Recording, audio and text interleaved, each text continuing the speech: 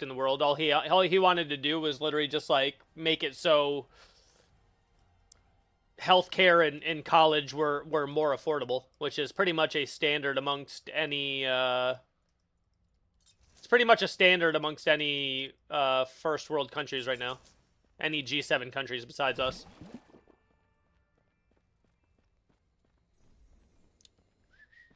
Like, his economic plan was not socialist. He just wanted to introduce like 2 or 3 socialist programs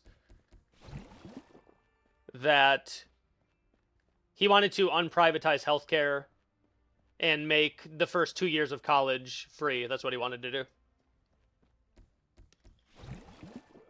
I'm getting into some of this Smite diesel.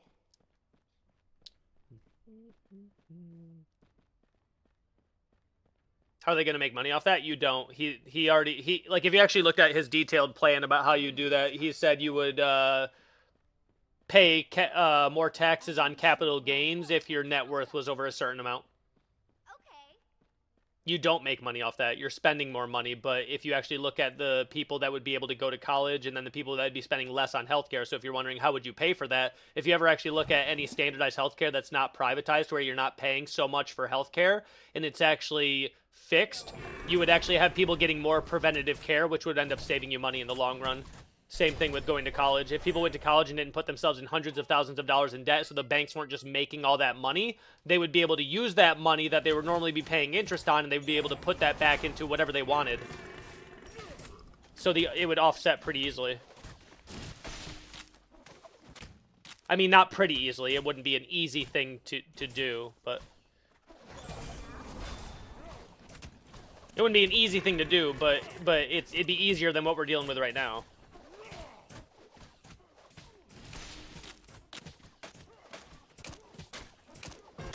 Oh, bad jump.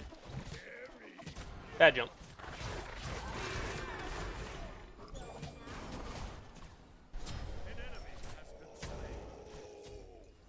Unfortunate.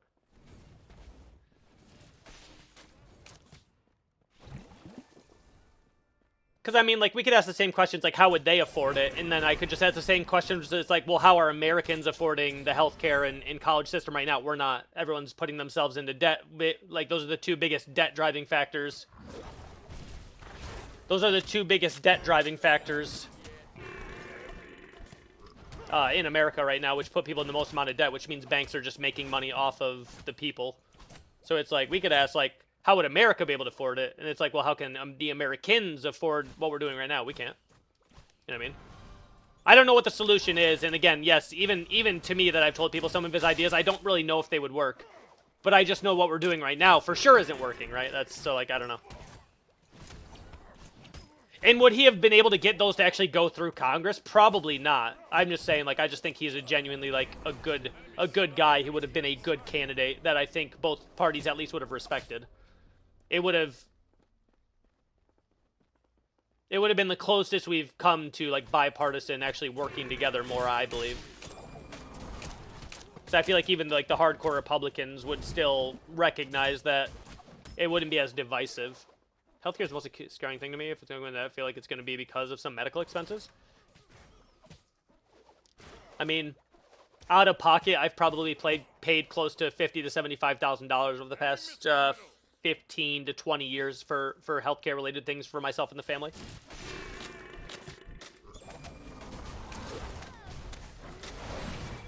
Oh, that's super unfortunate. Caught his dash. All the big corporations wouldn't let that happen. They'd buy Congress. Oh, they would, yeah. That's why we even in general, we would have to get all of the money out of politics, which I don't know if it'll ever happen in my lifetime. Super PACs need to be gone. All the above need to be gone. But then they would just use influencers now, which is what you're starting to see. This is probably the beginning of the change for how campaigns work. People, there's no reason to go on fucking ABC and do a debate anymore when you can go on a podcast that pulls the same numbers for no cost and you can control the narrative. Not saying that that's what the politicians have done here. But I think this is probably the beginning of the end for the way campaigning has worked for president. It's pretty, like, Why even go do a debate on NBC anymore when you can go on fucking the Nelk Boys or all these different podcasts and get the same amount done without the structure of working with people who are also bought, right? It's just gonna be a wild time from now on. Probably more views. Probably. It's a whole new audience too, a much younger, up and coming generation. A lot of people don't watch legacy news anymore for good reason. It's not worth it. Okay, catch the dash here.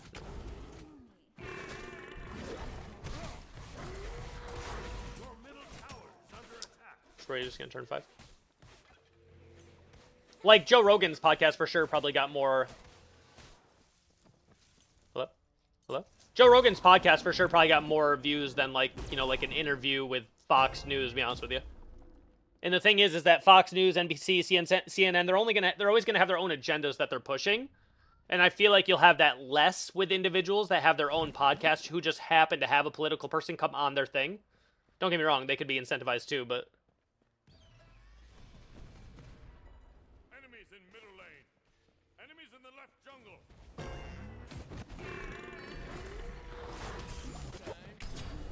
Slain an enemy. can't get anything there. Enemy missing. Enemies in middle lane. I didn't even watch it yet. I just watched the highlights of it. I don't know. I just visited my in-laws, and they have a TV playing Fox News on TV every day in the room. That's one for views, boosting views. Yo, they're literally exclamation point lurking in the fucking on Fox News. They're genuinely exclamation point lurking on Fox News.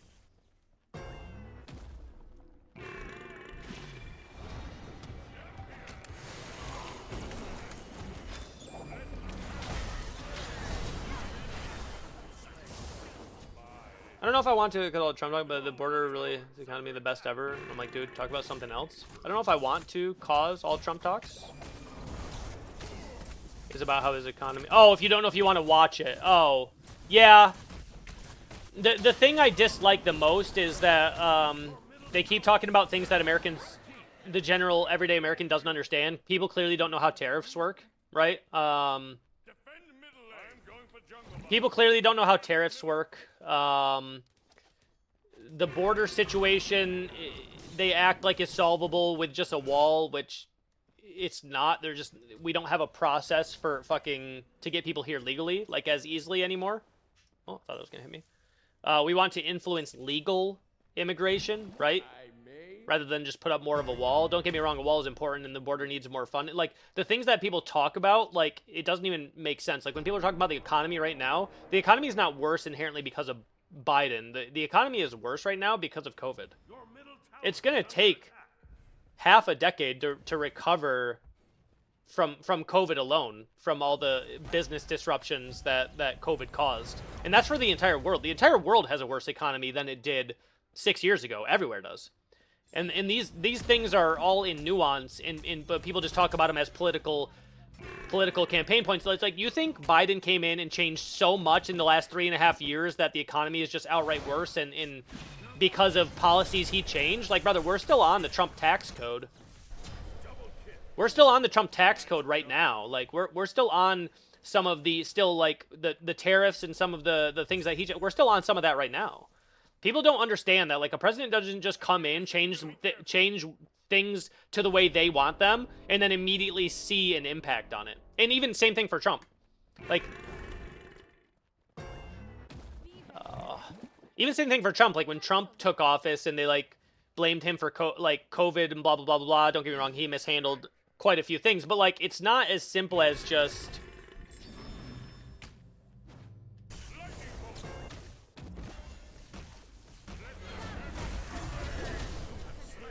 I didn't want to steal it, but even Trump's economy was inherited. Well, that's what I'm saying. This is what annoys me the most. And it's like, that's why it's like, sometimes like with presidents, I'm like, I even say it about Trump. I'm like, you can't shit on Trump for something that happened in this aspect unless it was like a direct decision. A lot of times if I criticize Trump, it's about what he's said or how he's acted in a moment.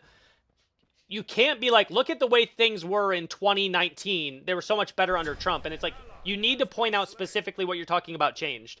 Because a lot of times it's like, the economy was good. And it's like, well, the economy might have been good because something Obama did. And now, like, like, taxes might be better. That might not be because of Biden. That might be because of Trump. Like, nobody talks about specifics, but they want to talk about, like, okay, the last 3 years has sucked because of Biden and Kamala. And it's like, the last 3 years, economy-wise, have sucked because of the pandemic. Like, it's not debatable. If you look at the entire industry of the world economy, everywhere is worse. Gas was up for everybody, right? Groceries were up for everybody.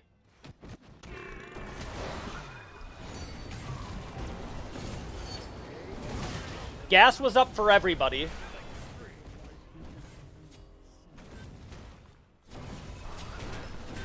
Gas was up for everybody. Food was up for everybody. Like, when gas goes up, everything goes up because everything needs to be transported.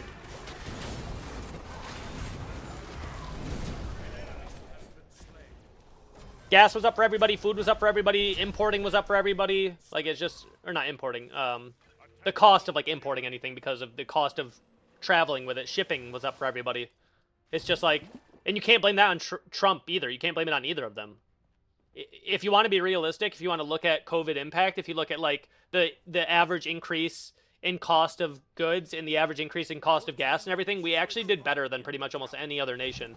I don't think we handled COVID better than any other nation, but if you look at, like, how we've recovered the economy since COVID, even though it sucks right now, don't get me wrong, we've arguably, if you look at just metrics, we've done, or any analytics, we've done arguably a better job than 99% of the countries in the world. Fight for lowering the interest rates quicker. I agree, but we did lower inflation down to like 2.4% right now from what it was. But I don't disagree that we should have done something to try to get it done faster, yeah. I went on a rant. I hit the chat limit. I'll whisper it to you. Okay.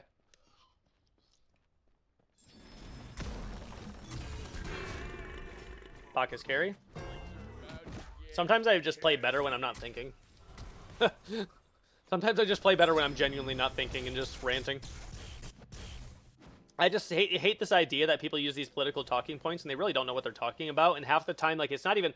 Like, the economy sucks right now, not specifically because of Biden. Could they have done some stuff? Is the border a huge issue right now? Yep. 100%. That's probably their biggest issue right now, for sure.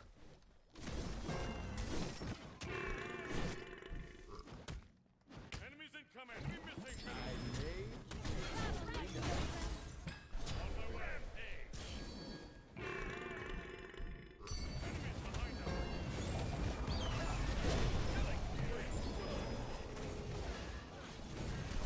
Oh, you didn't need to take that death, brother.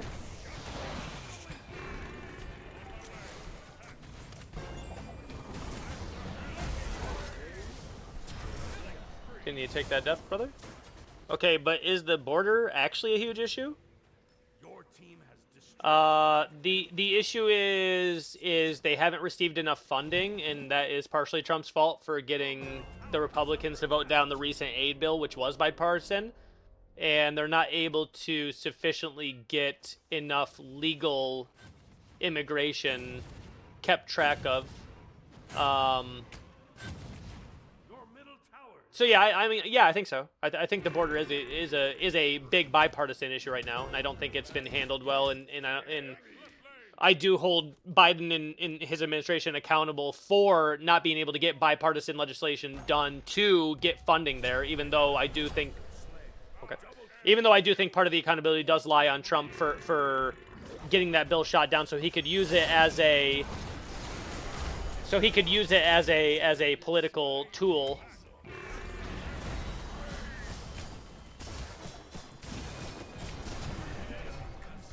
He wanted to use it as a talking point in all of his stuff, right?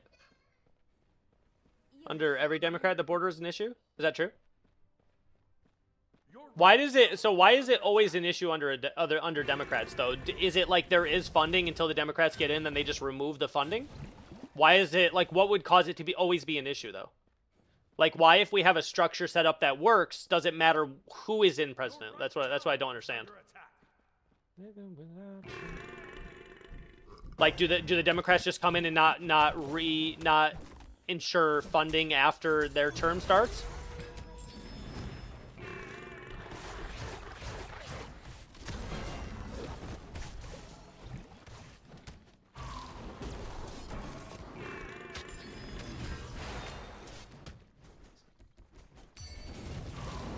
No.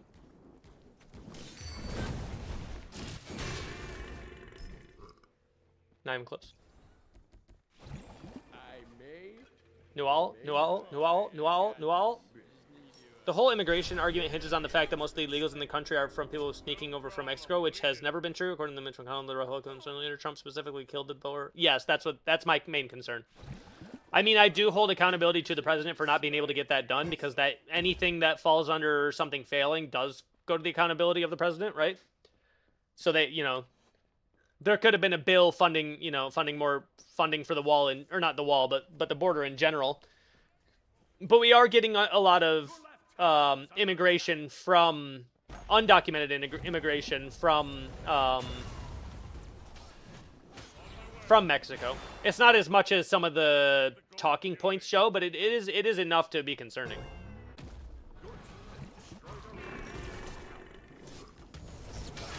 It's not in the same way where it's like all criminals. There's a lot of great people that come over and they're literally just working, undocumented working, and they're doing all this. Like, I just think they should be documented, that way they can get paid the fair amount too, because a lot of them are used for.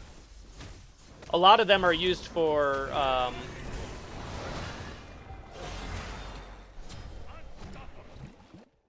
A lot of them are used for, like, immigrants are used for under the table work that doesn't meet, like, the minimums that they should get. And I'm not a fan of that either.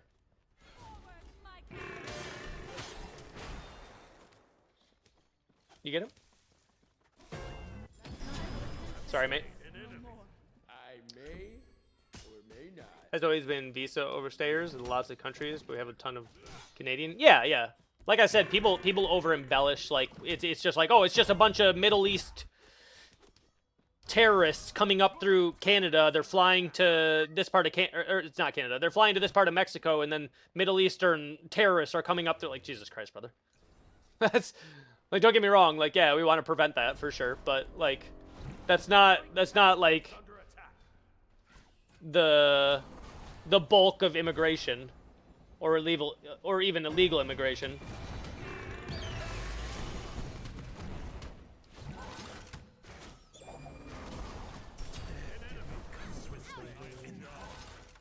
Brought up with them a lot because if it's fair, everyone, it could be good for America because people can slip through the cracks easily. I don't even think we need to fund it in terms of we need to make sure less illegal immigrants are coming through. I think we need to fund it in the aspect we need to influence legal immigration more. Because even the wall that they put up, people have shown you can clearly easily get through, and the wall doesn't extend the entire length of the Texas and other states in Mexico border. It's just, it's not possible. People will find ways up, around, through the water. Like, they'll find ways. We just need to have more funding to let legal immigration get through easier.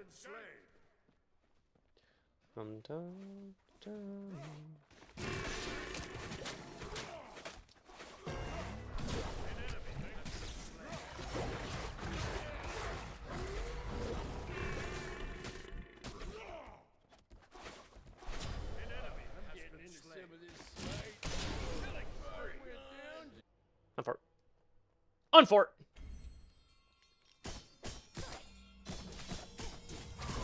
I had a lot of gold. Jesus Christ. What am I doing? I had a lot of gold. Jesus. But like, yeah, I think that is one of the main issues right now is immigration and processes to legal immigration. Me gold. I have Canadian issues I've sent to you.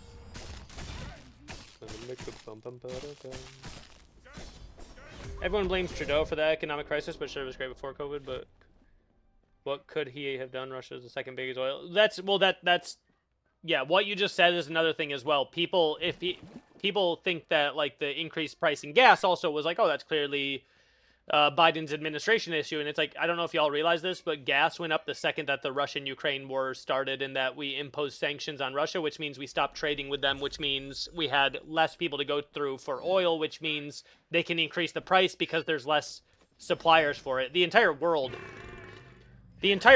went oil costs went up when the Russia-Ukraine conflict started. Your right tower is under attack. I love the thing where people say there was no war or anything like that when Trump was in office, as if he prevented all war throughout the entire world.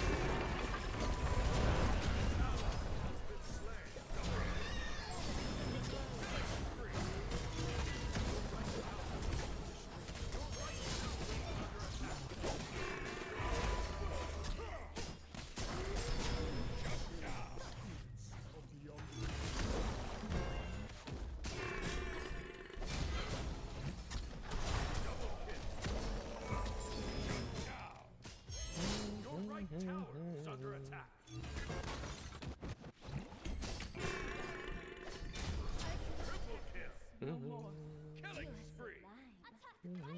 Your right tower is under attack. I'm getting into some of this Smite. Minions, attack it. There's so many different countries legally and politicians focus on the Middle East and Mexico because that's what. Yeah, they're just saying what they're just saying what type of immigrants that they think people will be scared of, brother. Like, you realize 99.9% of the immigrants that come here illegally are literally just fucking working under the table for like shit money.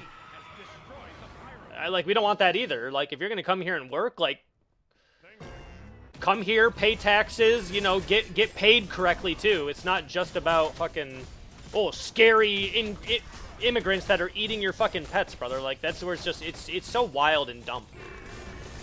Literally, they just come up with these fucking like spooky, scary stories where it's like, ooh, scary immigrants are coming in. Brother, they're not doing that. They're working shitty jobs that you don't want to work for fucking no money. Like, let's get them documented, make sure they're getting paid right and not being taken advantage of as well. Like, holy shit, man. This is what I fucking hate about politics right now, is everyone's just like crafting some story to fucking scare you. And in half of the shit is just lies and wrong. Both sides.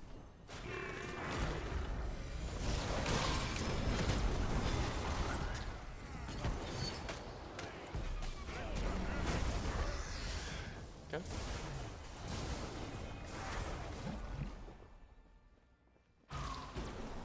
Yeah, yeah. I know fucking plenty of percentage of Christians who are fucking scary, brother.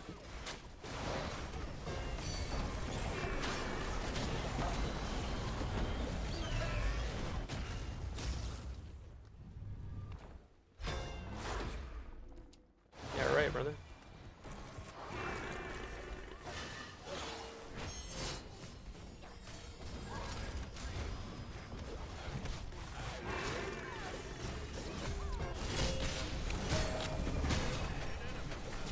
Yeah, right, brother.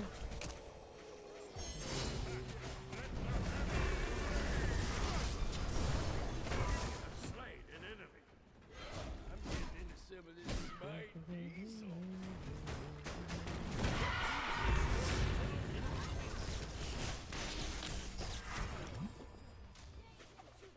Attack the Titan. Thank you. I think that's the thing I dislike the most about the Republican Party right now, is people are just, and not about just about the party, but about the